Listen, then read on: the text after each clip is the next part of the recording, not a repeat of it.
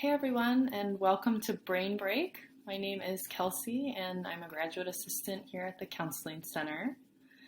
For those of you, if this is your first time tuning in, Brain Break is just a short 30-minute time for you to step back from whatever you're doing and to check in with your mental health and your mental wellness.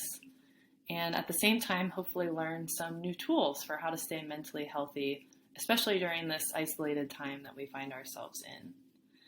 So for today's topic, I wanted to talk about self-compassion. And you may be wondering, what is self-compassion? Or even, what is compassion? And when we talk about self-compassion, I think it is useful to first break it down into that compassion piece. So when we say compassion, what we're talking about is showing love and empathy and kindness to those who are experiencing difficulties or experiencing hardships in their life. And if we have that definition of compassion, self-compassion is really about learning to give those things to ourselves. It's about recognizing and accepting our flaws and our failures.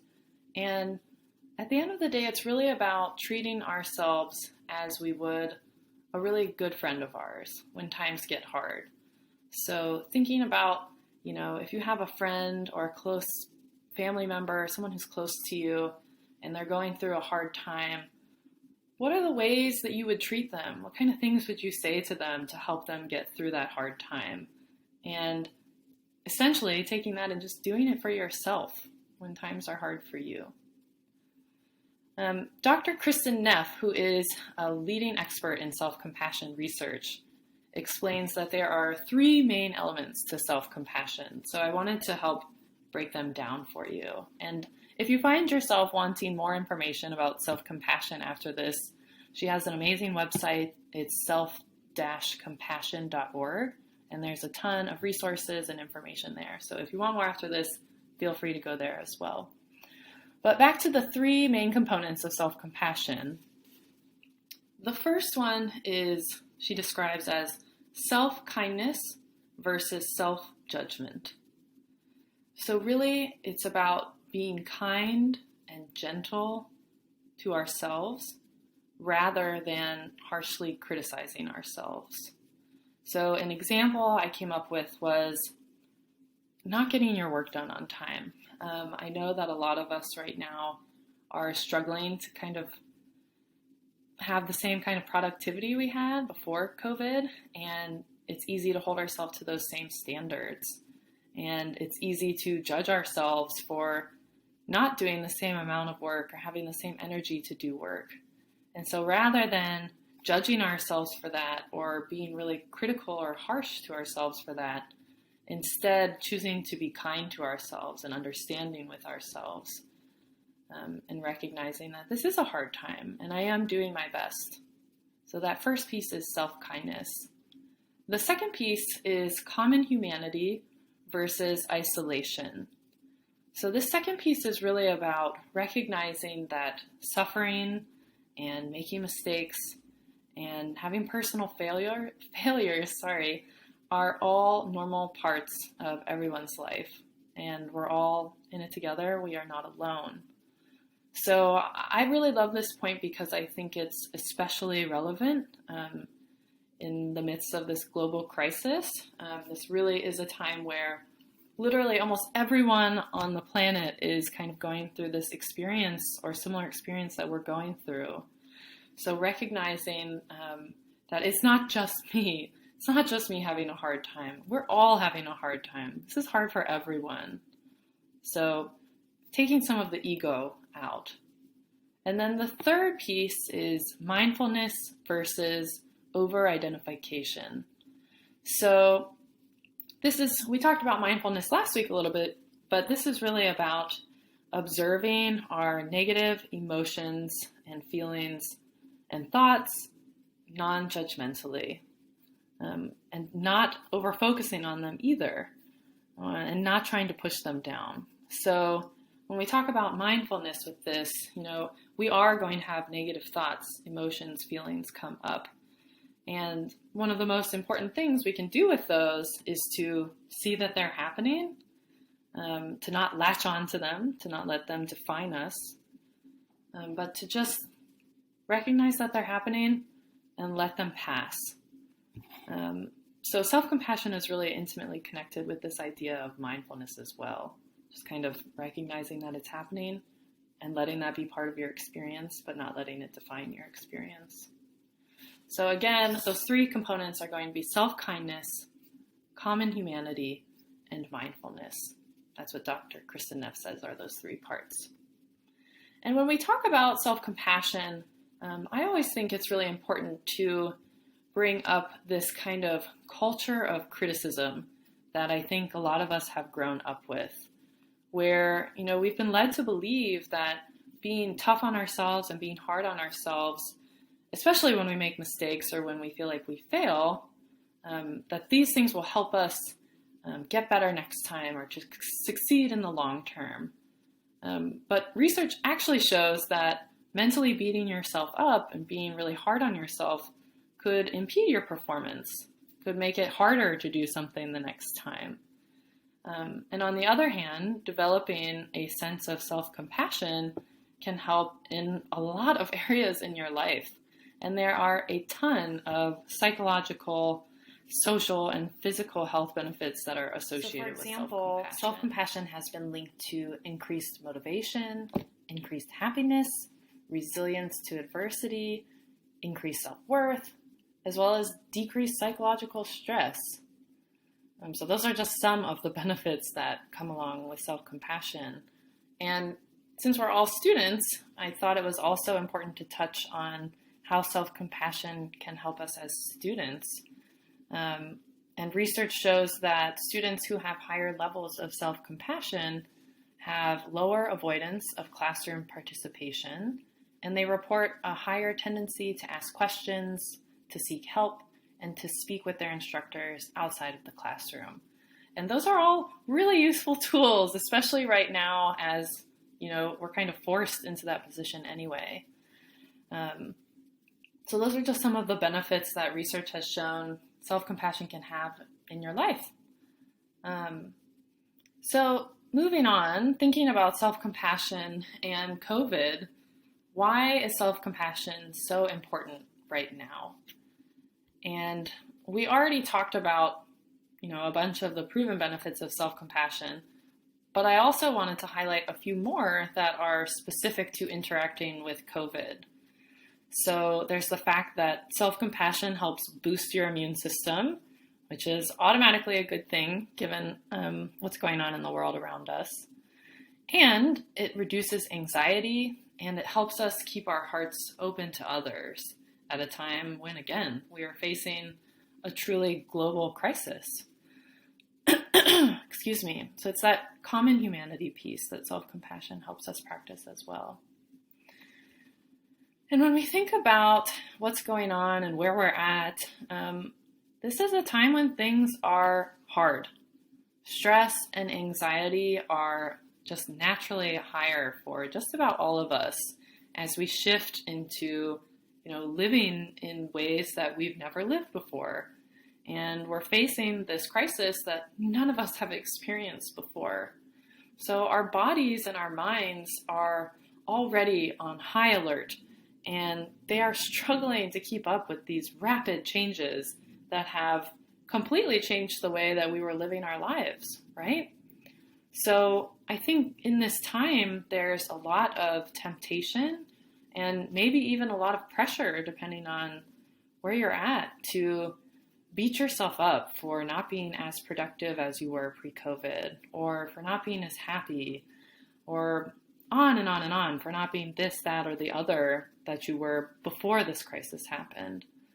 So I think that this is actually a really crucial time for us to be practicing self-compassion, because perhaps more than ever, our bodies and our minds need us to be kind to ourselves for doing the best that we can, because our bodies and our minds are trying to catch up. So if we can help them do that and be kind to ourselves through that process, that will really put us in a better place mentally and physically. So thinking about COVID and self-compassion, Dr. Neff and her colleagues shared a recent article about practicing self-compassion in the time of COVID. And I wanted to share that with you to make it just extra applicable to where you might be in your life right now. So thinking back to those three main pieces again of mindfulness, common humanity, and self-kindness, this is what Dr. Neff and her colleagues shared. In the mindfulness section, becoming aware of how you feel about the virus and what is going on in the world around you and what is going on in your world. So are you feeling anxious? Are you disappointed? Are you confused? Can you feel it in your body? If so, where?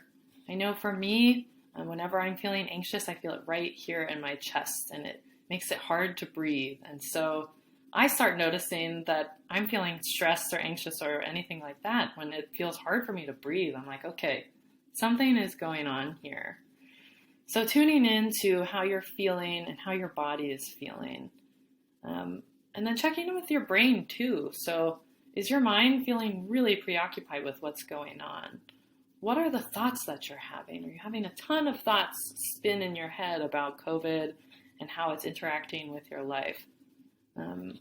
So can you use this as an opportunity to validate for yourself how you think or feel in a kind and understanding manner?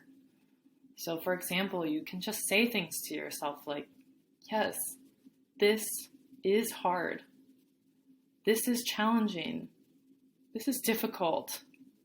This is really stressful. Can you offer yourself a little bit of extra space and kindness towards your feelings, knowing that it is part of the current situation that we are all in? So just being aware of what's going on for your mind, your heart, your emotions, and your body, tuning into that and being accepting of that, being kind around all of those things that come up, because the reality is there's a lot of hard things that are coming up. And the more kind that we can be to ourselves in those moments, the better off we will be in the long run. So that's that second piece is the common humanity piece. So again, I know I sound like a broken record, but this is truly an all-encompassing global experience. And I think because we are practicing social distancing, it is also a time where physically we are probably more isolated than a lot of us have ever been in our lives. And it is really quite easy to hone in on that isolation feeling and to feel like you are the only one out here struggling and trying to make sense of things and feeling scared or feeling nervous or feeling confused. But to really keep in mind that almost everyone on our planet is going through very similar things to you right now. So helping yourself remember that other people are feeling the same way. I am not alone. I am not alone. And again, I just think it's so important to keep remembering that as we feel alone in the world during this time, remembering, using your brain to remember that actually that's not the case. I'm in this with everyone else too. And then of course that third piece is the self-kindness. So as we find ourselves in the midst of COVID, just thinking, what kind of words or feelings do I need to hear? What kind of touch do I need that feels kind to me, that feels calming to me, comforting to me? So some things you can try are, what I'm doing right now, I'm putting my hands over my heart. And touch can really help our bodies feel aligned and feel connected and feel comforted. So whether it's putting your hands over your heart or just talking to yourself in a really warm, compassionate, soothing voice, and encouraging ourselves to be kind to ourselves, whether that's through our words, through our actions, whether it's self-care activities, all of these fall into this self-kindness bucket.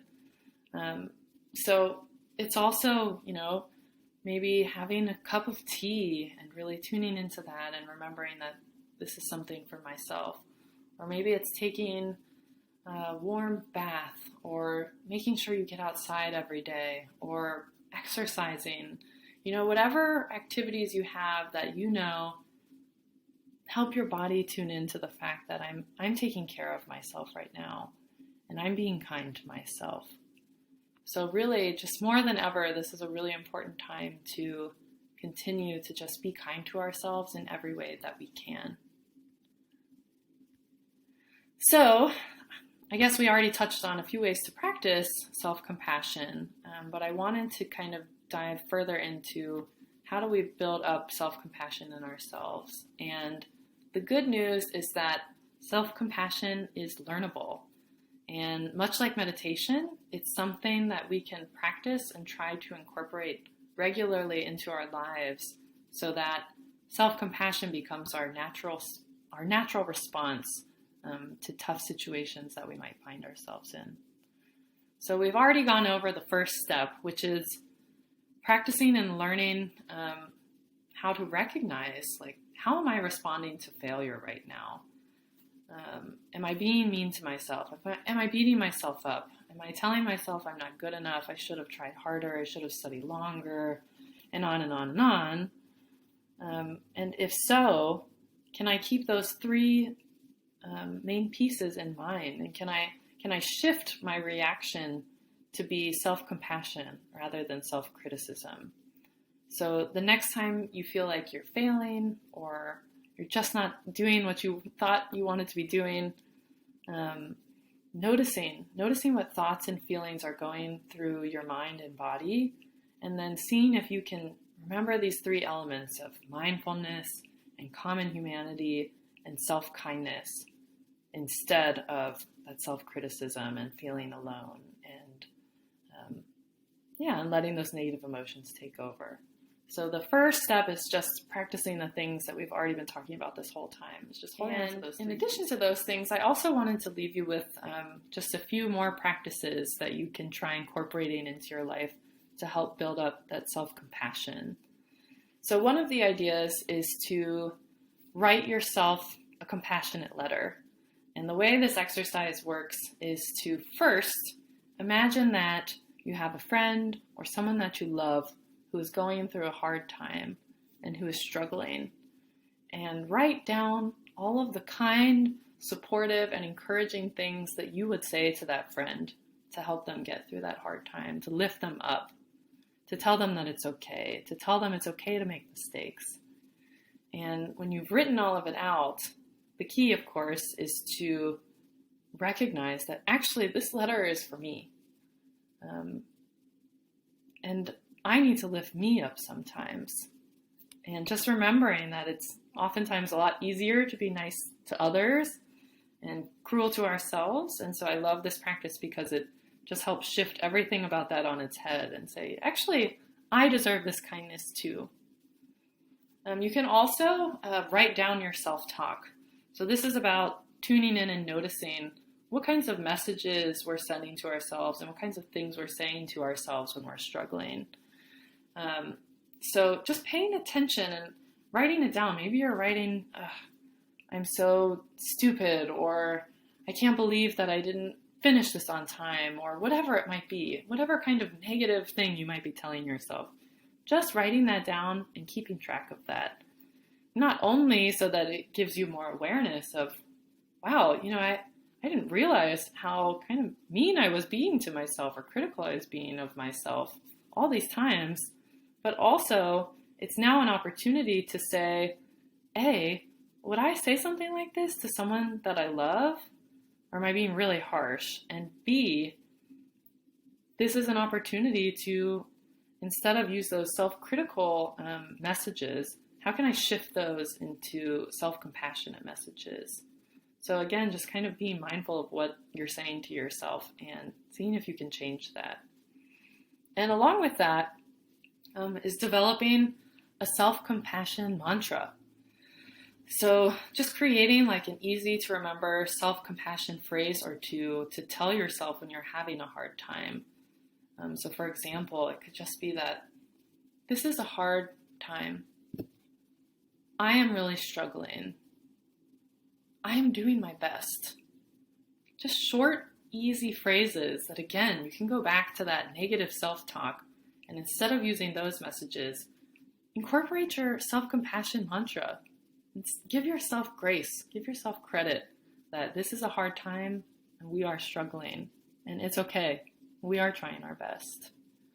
And then, of course, meditation. We talked about mindfulness last week and we got to do a mindfulness meditation, but meditation also in general just helps us practice noting our emotions and our thoughts and our feelings non-judgmentally, and being able to start kind of loosening the grip of these self-critical thoughts and feelings. Instead of letting them overtake our minds and become our truth, we can see them for what they are, let them pass, and move on to the next feeling or emotion or thought. So it helps us kind of release that grip of truth that those can sometimes have on us. So as we talk about meditation and self-compassion, I wanted to end today's brain break with a loving kindness meditation. So let's take a minute to kind of get comfortable wherever you might be and get in a comfortable seated position. You can also lay down if that's more comfortable for you wherever you are. Just be in a position where you feel relaxed but tuned in. You're not falling asleep. And for this practice, you can choose to close your eyes fully or partially, or you can have them open. Doesn't matter. Whatever's comfortable for you. So let's start by taking a few deep breaths to get us grounded and present in this moment.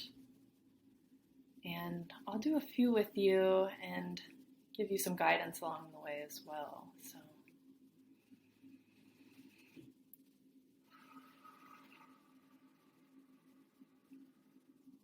big breath in, big breath out.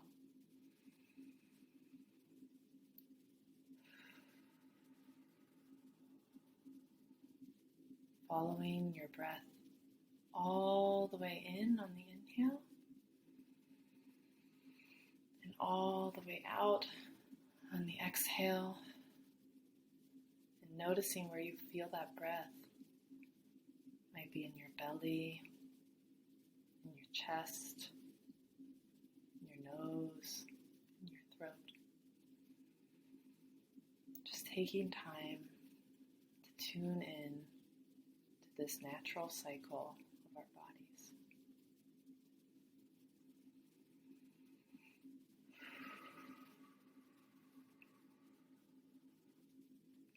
And now I want you to go ahead and put your hands over your heart. This is to remind yourself that not only are we bringing attention to this moment, but bringing loving attention to this moment. So feel the warmth or the coolness of your hands. Feel your hands rising with your chest, falling with your chest as you breathe in and out. Holding yourself lovingly. And now I want you to think about and bring to the front of your mind a person or just another living being who naturally makes you smile. So it could be a parent, a child, significant other, a grandparent, a cat, a dog, whomever or whatever brings just a natural smile and happiness and joy to your heart. And as we hold that person or that being in our mind, really trying to feel as if we are there with that being? And what does it feel like to be in their presence? Let's enjoy that good, comforting company that makes us smile.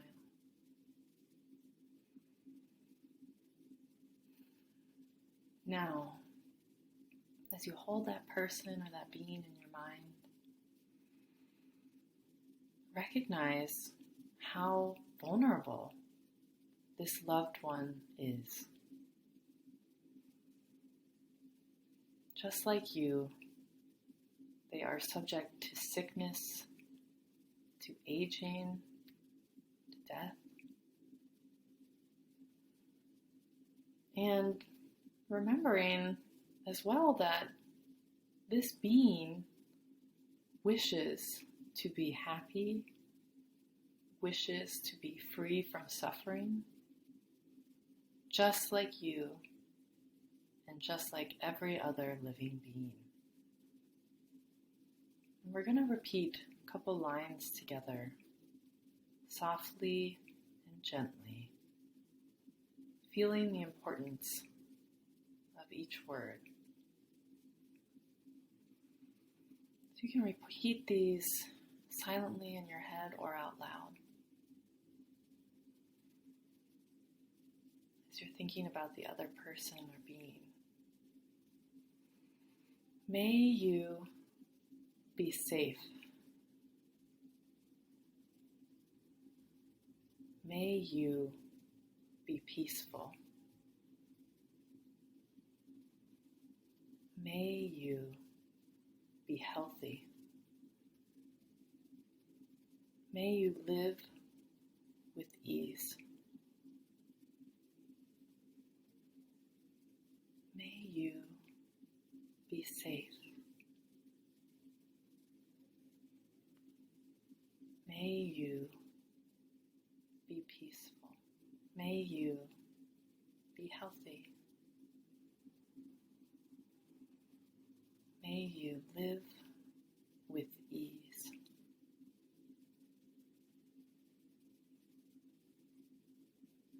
Safe, peaceful, healthy.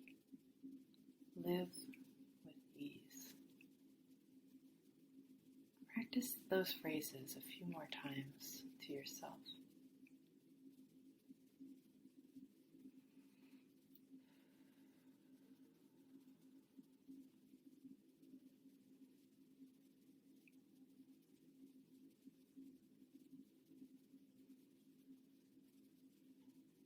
And when you notice that your mind has wandered, as it almost certainly will, just return to those words, to the image of the loved one that you have in your mind, and savor and hold on to any warm feelings that might come up. And go slow.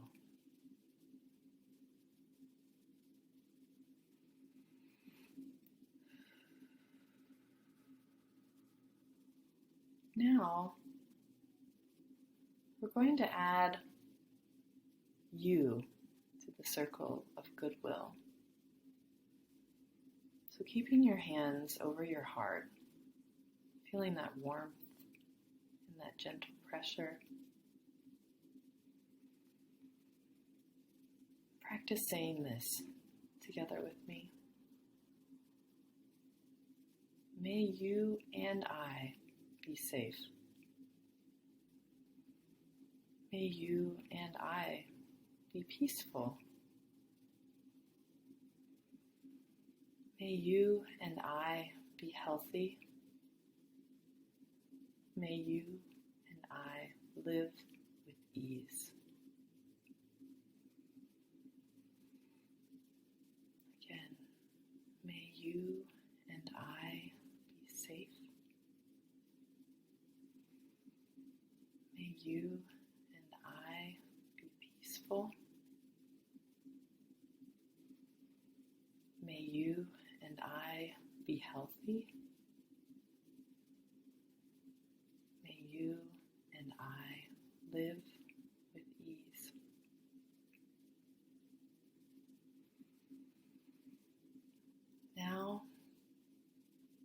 try to visualize in your mind your whole body, all of you, and notice any stress or uneasiness that you may find within you. And offer kindness to yourself, kindness to that piece of your body that doesn't feel good. Maybe tune into that lovingly. And practice saying with me, may I be safe. May I be peaceful.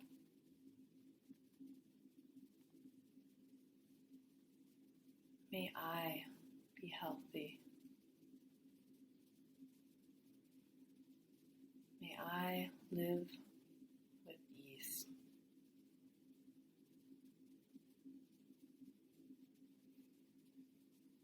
May I be safe. May I be peaceful.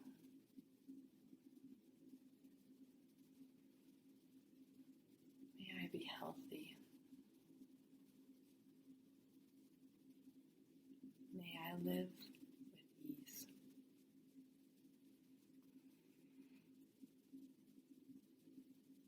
Now take a few deep breaths and just rest and sit quietly in your own body, savoring the goodwill and the compassion that is flowing naturally from your own heart. And know that you can return to these phrases, you can return to your heart anytime you wish. And when you feel ready, wiggle your fingers, wiggle your toes, start to come back to the room, the space that you're in, and just gently, slowly open your eyes. I want to thank you for tuning into the spring break.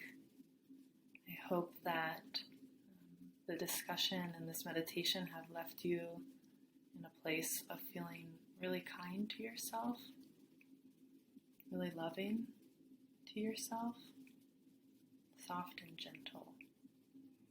And I wish for you that you are able to take these feelings with you everywhere you go, every day.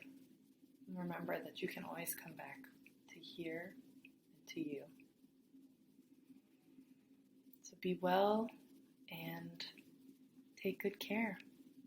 Thanks for tuning in, and we'll see you next week.